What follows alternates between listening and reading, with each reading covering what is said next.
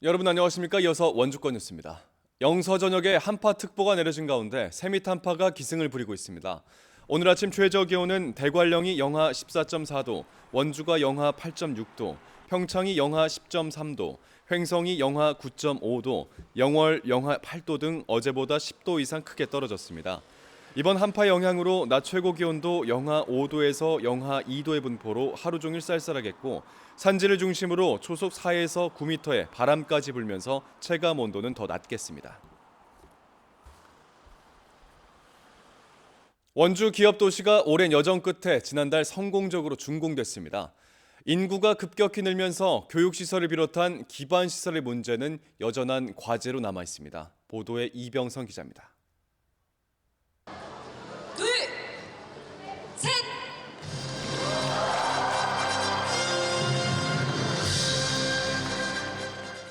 원주 기업도시가 15년의 대장정을 마치고 지난달 준공했습니다.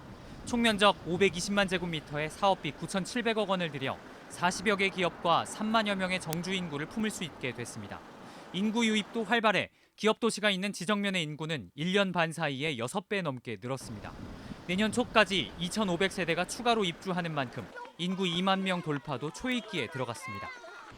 하지만 기반 시설이 부족한 기업도시에 급격하게 인구가 몰리면서 문제도 잇따랐습니다. 지난 3월 문을 연 섬강초등학교는 개교와 동시에 과밀학급을 겪게 됐습니다. 36개 학급으로 시작했지만 증설에 증설을 거쳐 내년엔 54개까지 늘어납니다. 지금 섬강초 최대 54학급? 그건 최악입니다. 54학급 특별실 없이 운영하는 거. 이에 따라 2021년에 갇힌 기업 2초교가 개교할 때까지 학생들은 5개 학교로 분산 배치될 예정입니다. 사람만이 아니라 차도 늘었습니다. 특히 기업도시에서 시내로 나오는 만종교차로는 출근 시간이면 2~3차례는 신호를 받아야 통과할 정도로 붐빕니다. 내년에 무실동 방향으로 연결되는 서부순환도로가 개통될 예정이지만 기업도시 주민들은 현재 설계된 평면 교차로로는 체증을 해소할 수 없다며 반발하고 있습니다. 거기가 입주를 시작하면은 한 3,700세대 가까이 되는데 그 인원까지 더 늘어나면은 그 신호를 3~4번 받는 게 아니고 5~6번이 되거든요. 원주시는 우선 도로를 완공하고 교통 영향 평가 등을 통해 추이를 지켜본 뒤 추가적인 대책을 내놓겠다고 밝혔습니다. 관공서는 차차 자리를 찾을 것으로 보입니다. 지난해 요건이 부족해 경찰청 심사에서 탈락했던 지정지구대는 2021년 신설이 확정됐고 119 안전센터와 우체국도 부지를 확정하고 건립 준비에 들어갔습니다. MBC 뉴스 이병선입니다. 이광재 전 강원도지사가 문재인 대통령의 특별사면 명단에 이름을 올렸습니다.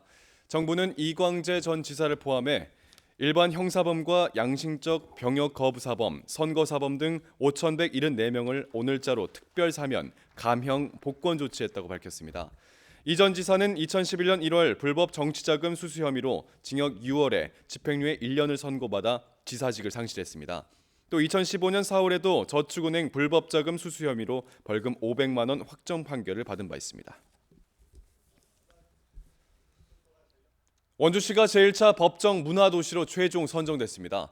문화체육관광부는 문화도시심의위원회 심의를 거쳐 지역문화진흥법에 따른 제1차 문화도시로 원주시를 비롯한 전국 7곳을 지정했습니다. 이로써 원주시는 오는 2024년까지 5년 동안 최대 100억 원의 국비를 지원받아 문화도시 조성 사업을 수행하게 됩니다. 한편 춘천시와 강릉시도 제2차 예비 문화도시로 선정돼 내년 1년 동안 예비 사업 추진 후 최종 지정 여부가 결정됩니다. 횡성신문이 진행한 횡성군수 보궐선거 출마 예장자에 대한 여론조사 결과가 공표일보다 먼저 유출돼 선거법 위반 논란이 일고 있습니다. 강원도 선거관리위원회는 여론조사 공표일인 어제 0시 이전인 지난 주말부터 여론조사 결과가 배포된 상황을 포착하고 단순 배달 사고인지 고의성이 있는지 등 정확한 사실 확인에 들어갔습니다. 선관위는 고의성이 확인되면 선거법 위반 여부에 대한 본격적인 검토에 들어갈 계획입니다. 뉴스를 마칩니다. 고맙습니다.